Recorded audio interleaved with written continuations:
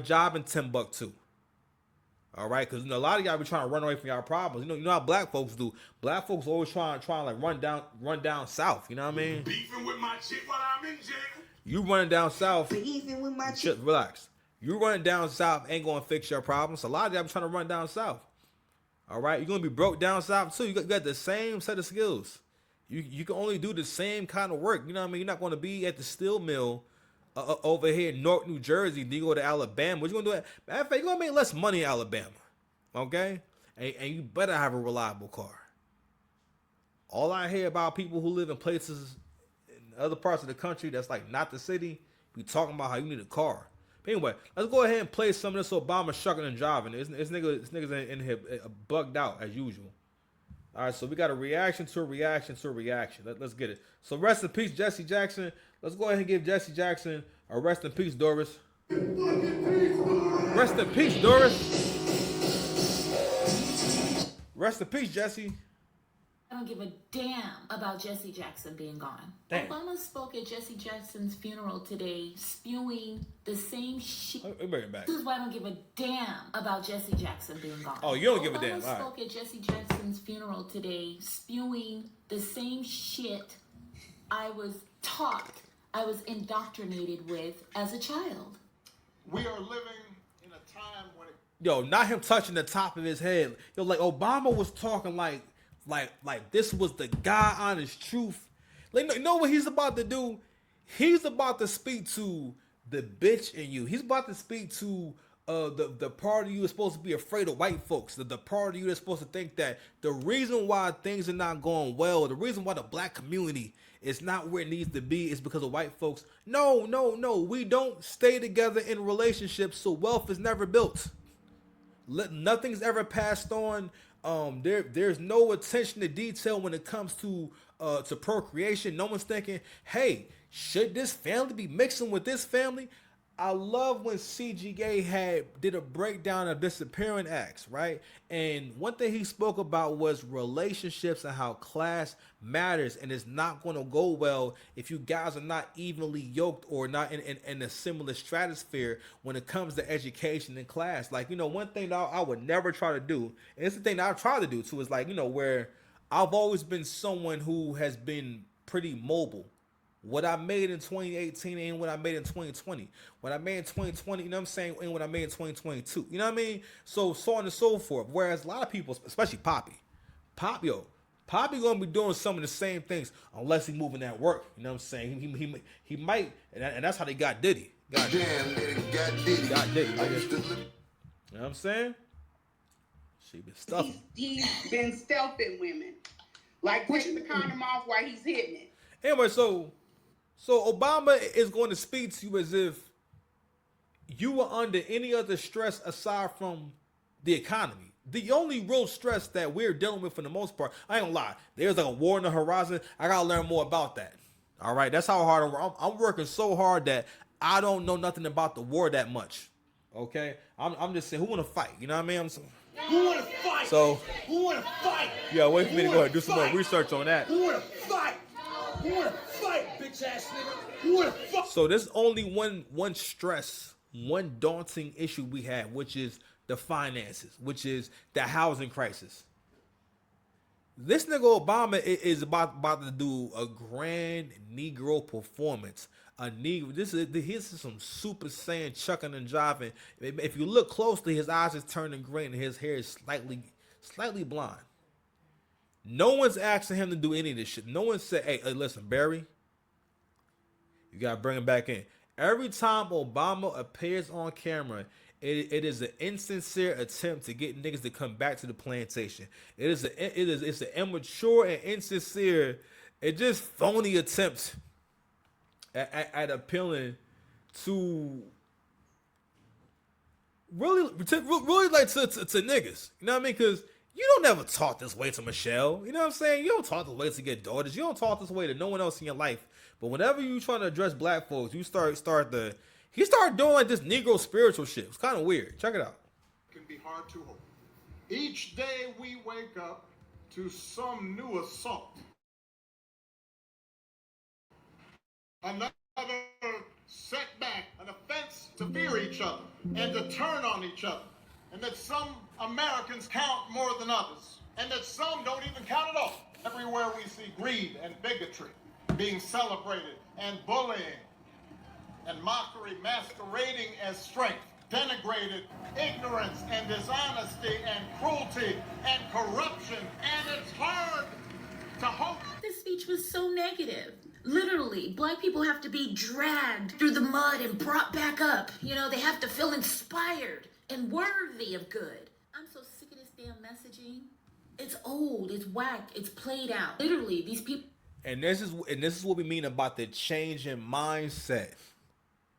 It's how you look at things, how you process things, the abundance mindset. Like I was saying earlier, right? When I was having my problem, when I was able to accept, I said, well, first and foremost, I got to make my mind strong, right? So sidebar, you got to feed your body in a way where you can grasp logic. That's why having mad eggs and mad healthy fats, basically foods is good for the brain, is really important if you're working a lot, or really any adults, because as you get older, you're declining. So you need more vitamins. You need a lot, and you ain't gonna get it from a freaking pill. These eggs, steak, as much as possible. All right, because you're declining. I'm seeing like, I gotta get on it. I gotta really get on it. But anyway, but the point being is, our thinking is changing. We're starting to hear, because when you heard everything Obama was saying, he really didn't say shit. You realize that he never gave us a noun, a person, place, or thing. Whenever someone's telling you some shit, and they stay in like the descriptive realm where they just saying a series of things, and sometimes it's hard to hope. People are bullying. We're seeing bigotry, this and that. Okay, put a name on it, ho. I'm just saying, put a name on it. Put a name on it, ho. Put a name on it, ho. Don't let no one do this to you. This is manipulation. This is people trying to control. This is people trying to tell you what to think. Forget that. We're not going to no fake school. My kid's not going to no fake school. It's not clocking to you. It's not clocking to you. It's not clocking to you, then I'm Standing standing on business, nigga. You're not getting it. Thank you, Justin. So I'm gonna wind up spending all my time talking about this. People are casting spells and have damaged the black community. I agree 1,000,000,000% with what this woman is saying right now, because the same old message of hope, and it's not even just Obama. This happens in the black culture. If you are doing well, then somehow you gotta relate to the struggle, and if you haven't related to the struggle, then you ain't really nothing, and you ain't really did nothing in your life. And if it's the same message that's preached in the church. All right, let's go ahead and clarify that real quickly, because we gotta speak on like what he was talking about real quick. All right, so listen. Before we go any further, we gotta always reiterate these points because maybe your first time watching me, right? So, as we know it, black folks, as we know it, whether you see it this way or not, all right, and maybe there's a spectrum for how you see all this, and maybe whatever, right? But the point is this: when it comes to blackness, I think we don't be thinking about what is your idea of blackness and what does it mean to you, right? So most importantly, let me give you an example. So always made this point about the black dude coming home from jail is so much more likely to get a party and a celebration and to get gifts. When Big Meech came home, it was an announcement. All right, people made content about it. All right, all types of shit. Matter of fact, his son got on Power off the strength of him, or something like that, right? When Max B came home, Max B just did almost 20 years over a robbery gone bad that he wasn't even at, but a dude wound up losing his life. All right, and I don't know all the specifics about that, but that's an example, right? What I'm saying is that those are the kind of people in the community that will get celebrated, that get the most attention, and get talked about the most. So that also speaks to what we think is cool, who we think is honorable, right? And who we look up to. And for the most part in the community, there is a hierarchy, especially with black men. All black men feel this, it's like an unspoken thing about your masculinity is not defined the same way that Hector or Brad's masculinity is defined. You have the unfair pressure of crashing out because you're not really a black man, right? Especially before 2021. You are not a black man. You're not an honorable black man if you are not willing to risk your life, your well-being for a black woman with some kids. It's not clocking to you, nigga. Hey, it's not clocking, it's not clocking to you. If I'm clocking to you, then I'm standing on business. Oh, listen, hold on, what? Tonight I want to see you What? use that gun. Yeah. Yeah, we in here talking. But not real talk though. There's this unspoken thing amongst black men in terms of like what makes you black, what makes you a man, and most of it has to do with intimidation by way of my willingness to crash out, my willingness to put it all on the line, whether it's risking my life. I.e. like Aaron the plumber, right? Aaron the plumber for the most part is mostly he mostly a crash out. Somehow, as soon as he got on reality TV, within the first episode of ever being on reality TV, you wind up getting into a fight. You got into like several fights on the first show you ever been on. It's weird. But anyway, that's what I think about when I think about this, like this archetype of crashing out, and we look at that as honorable. We look at that archetype as someone to listen to. No, that person is an idiot. That person has no long-term thinking. They have no foresight. So there's that, right?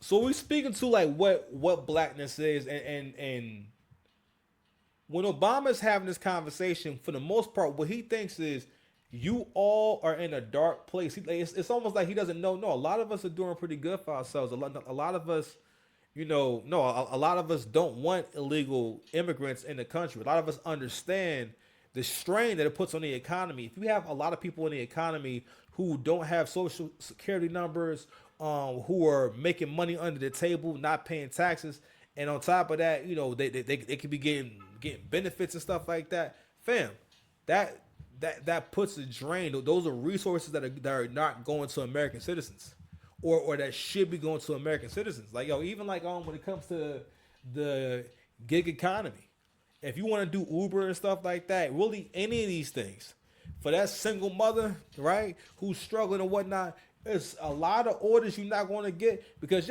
Hector going to get that order, Pedro going to get that order.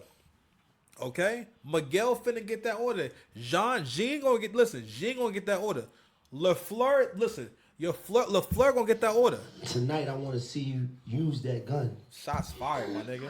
A guy's guy. A guy's guy. A guy's guy. A guy's guy. Yeah, Guy LaFleur. LaFleur, nigga. Guy Fieri. Guy Fieri, nigga. What? Is that making sense to you? Maybe I'm not even speaking English. Speaking Guyanese. Levi, you done eating? You over there moving around? You done eating? It's late. Okay. Anywho, all right, so I'm gonna play a little more of this. We're gonna go to something a little more fun. And the same message that's preached in the hood, and the same message that's preached in the hood on YouTube and on TikTok. And if you don't agree with it, and if you can't identify with it, which Obama is a billionaire, and he can't relate to it. And more importantly, Trump was the person that actually helped to bankroll Jesse Jackson's presidential campaign and run, and they actually were decent friends. But we see that is a key factor. And we gotta speak on that shit right there. Let me tell you something, yo. That's another aspect of blackness too, is having no honor. Having no respect for history. Like, people who are really ghetto, they give you a feel for like, don't depend on me, don't rely on me, and I will turn on you at any moment. Like the person who got me into the my first business, right? The person who got me into it, she a real hood rat chick. You know what I mean? Crazy work ethic and everything, and I definitely always credit her for giving me the hunger. Because without her, I wouldn't have never got my taste to like getting money. and making some real money and whatnot. And because what it did for me was, excuse me, changed my mindset on what I thought was possible. So I always credit her with that. But she still's a dirty hood rat chick. You know what I'm saying? She moved dirty and she freaking crazy, right? But anywho, but the vibe she always gave me, which I always got from her, was that don't look for me to help you, all right? I'm not going to help you. I'm only here to help myself. Because these are the kind of people who will ask you to do things for them, but give you the feel like, yeah, I mean, you know, I could do stuff for you, but don't be asking me to do stuff. You know, don't be asking me for favors. Levi, go clean up, please. I'm looking right at you in the mirror. Go clean up, please. No, go clean up your area in the living room. Nope. We ate at. Okay? Nope. Yeah, so like you notice that, like, again, the lower you go, all right, the worse someone grows up, because people who grow up like that, they grow up with a scarcity mindset, and the way that they express it is like, yo, I can't spare nothing, I can't help, but I want you to do this favor for me. I want you to give me this. I want you to sacrifice this for me. All right. So another I can't say a byproduct of survival mode is a narc mindset where you become extremely self-centered. Right. And but a part of it is that, yo, you always think that you're not going to have enough. So therefore, you know, I'm not going to help you. Well, not even that. That's also a sign of someone who has very poor mental health. If you ever come across, have a friend who can't show up for you, they can't especially like if you have like your own place. Someone that's your good friend is not going to not ever visit you at your place, especially if they live nearby. If you have a friend and you see stuff like that, that's always a sign of poor mental health, when someone will not come to you, or they won't make the effort to come like hang out with you in your space. Especially if you've invited them, you guys